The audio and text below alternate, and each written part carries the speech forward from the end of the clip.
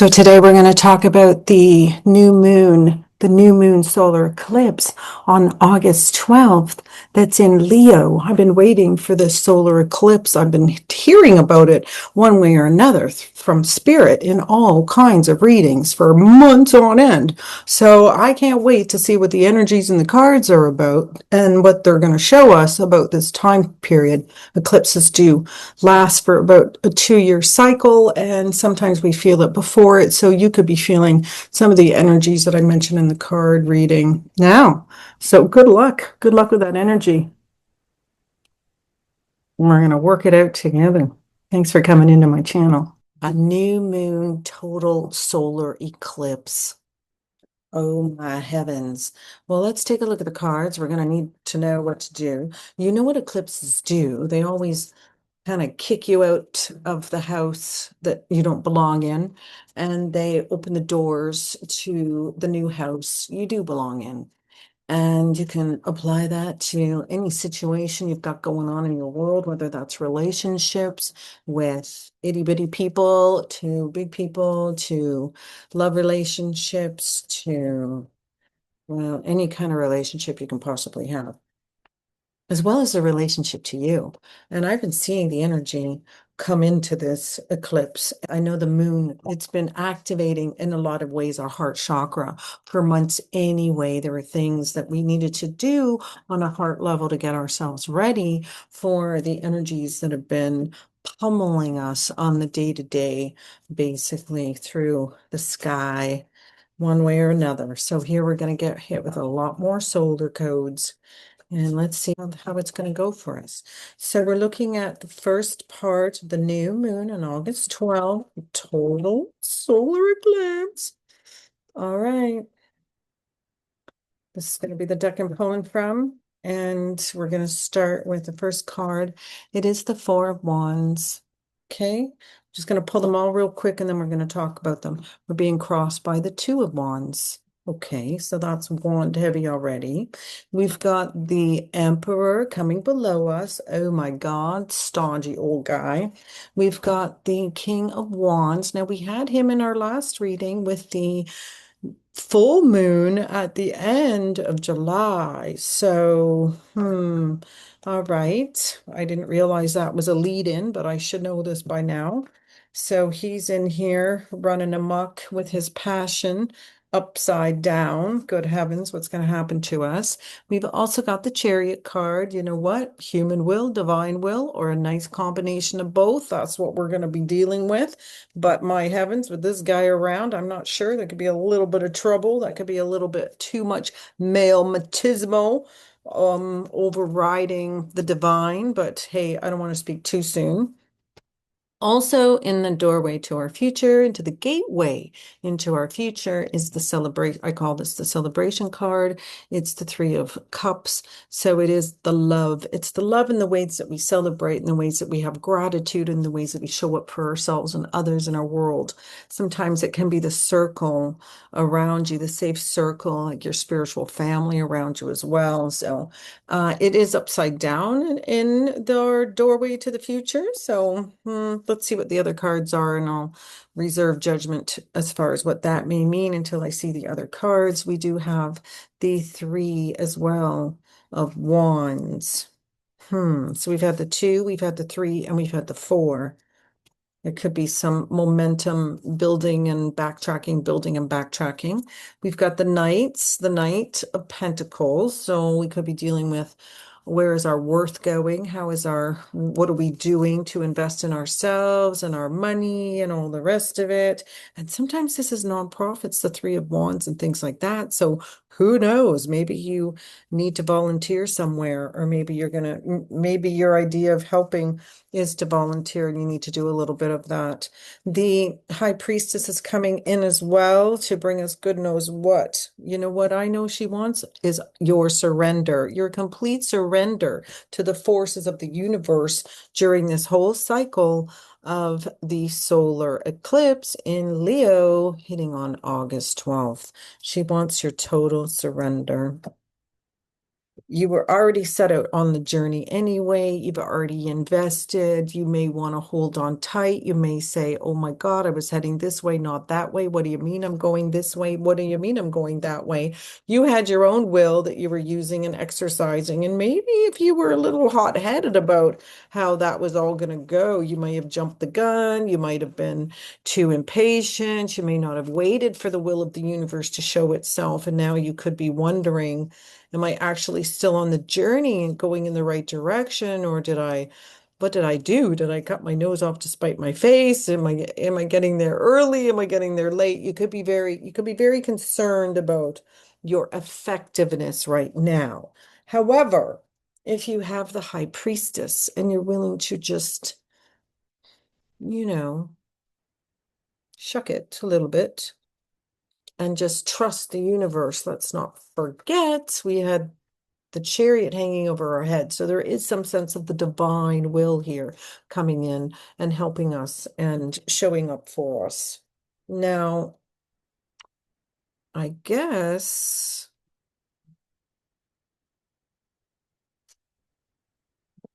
yeah. Okay, so I'm just looking. Oh no, yeah, that's right. Got that. Okay, I've got one more card here to pick, and that's Judgment card. Hmm. Well, you know what's going to happen with the Judgment card. You're going to overthink things. Hmm. Hmm. Yeah, I guess that could be it. We could be overthinking things a lot during this phase. We could be coming up against the old world ways. That's what's sitting underneath us is the emperor. So it could be a bit of a clash between our old world and our new world, which is a little bit more feminine, divine feminine, a little more trust based, a little more community based instead of it being like this sort of, top-down authority kind of a thing. It's like a little more latitude, gratitude, or gratitude, latitude, attitude, and not to overthink very much, I guess. Or maybe that's the part. Maybe that's the part that they're warning us about, is that there could be some hot-headed things too, and to be too judgmental could, I don't know. Like sometimes those judgments slow us down if we're not too careful. Yeah.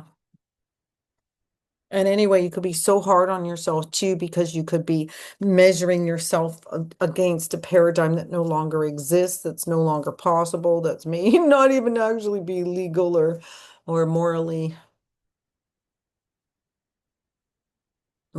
desired. Yeah. And the other thing too, I'm feeling in this setup too, is the sense of religion versus God force, government versus God force. How much tampering is the government doing in our own God force and things like that? I like to see at least that the God will is above us and the emperor is below us. So at least that well, I guess if it was going like this, meh, that would be a whole different reading, but you'd still have some substance to work with, even if you were being overthrown by a government. Let's get the government overthrown by God force instead, by creator force, by the God, the highest source of God light coming to the planet. That's almost what it looks like to me. And I haven't even mentioned the center card here is Four of Wands.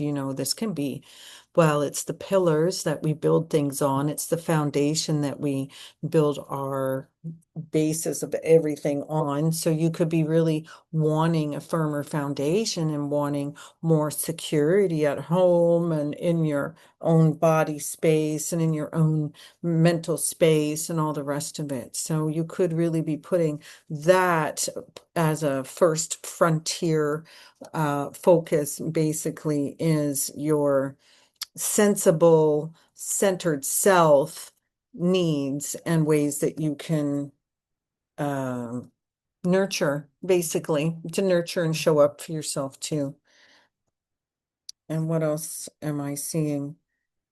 Oh, I didn't mention the Two of Wands either. So there could be that sense that you're trying to find the balance between things that have bothered you, the here and there of things, the this and that of things, the I'm here and that's over there, and I'm not sure I'm going to be able to get that. And I hope I want to get that, but I'm over here. So there could be some frustration about where you are on the road a little bit because this is a bit of the journey. If spirit is overplaying some of the divine timing here. I mean, solar eclipses usually are smack dab full of the power of several moons anyway, and you've got a lot of the soul. Yeah, I mean, I've been feeling this energy on the planet for a long time, all these solar codes and things like that. So I would say, yeah, buckle up, buttercup. It's going to be interesting to see how many people integrate some of this light force quickly and how many people kind of burp over it and things like that. Like it may be too much too soon. But you know what? A lot of times we feel the change that's been waiting for us. We did have a karmic kind of destiny card in my full moon reading for the end of July. So, and here we are just a couple weeks later, and we're kind of threading our way into the eclipse energy. So I think that we have a lot of decisions to make that are still based on what is your heart telling you to do? Can you trust your heart enough to make these decisions for yourself? And if you can't make the decisions or it feels like it's not the right time to make the decisions, are you able to step aside to a certain degree and follow into the flow that's trying to create itself around you in such a way that the momentum will take you into these newer parts of your world and these newer parts of the way you live in yourself and the way you celebrate you and the circle of light that you bring in around you. Yeah, it is a lot of light for people who are waiting and they've been waiting. They're like, okay, I'm in, I'm going to do the work. I mean, maybe you've been tired. Maybe you feel like you needed to slow down a little bit. It's quite possible that you had to step back and form a little bit of a circle of protection around yourself. I've been seeing that build up over the last few weeks. So don't be surprised if you trade the world a little bit for your inner world and then go back to the big bad world and then come back to your inner world. It's going to be a little bit of, I think that's how we're calibrating some of the energies for the most part. But mostly just take care of your vessel, take care of your home front, literally anywhere that you call home, anywhere that you work enough to call a little bit of a home, things like that. Just nurture those spaces with the energies that work for you and the things that feel good about how you relate to those places too. It's almost like we do need to bring some of our well wishes into the creation of more of our wishes, I guess is what they're showing us, almost like we are building momentum. And I guess it wasn't a mistake when I saw the 2, 3, and 4, Two of Wands, Three of Wands, Four of Wands. So a little bit of community, a little bit of internal, a little bit of external, a little bit of an upgrade, a little bit of a clearing out. I don't feel like this is extremely heavy emotionally, some of this energy. I feel like it's more just, all right, let's just I think we're a little clear on what needs to be done. We may not be crazy about how some of the changes that are coming about are going to come about, but we're going to have to roll with them nonetheless. And we're going on the journey. We're taking ourselves on this journey. We have to. We were actually, I guess that's the whole point. The whole point of this eclipse is that there has to be a willingness for you to kind of be on the journey that you're on. Like the one that you were supposed to be on, the one that was kind of written up in the high heavens in your high solar codes, in your high chakras, in your Akash, all of those high record keeping promises that may be coming into greater light right now under beautiful new skies, under the light of the moon eclipse in Leo 2026, August 12th. Yeah, so shine bright like a diamond and get settled into what actually makes the most sense for you. Why does it make the most sense for you? And form your circle of gratitude around everything that you do and welcome it in. What else would you do? Yeah, that's how I see it.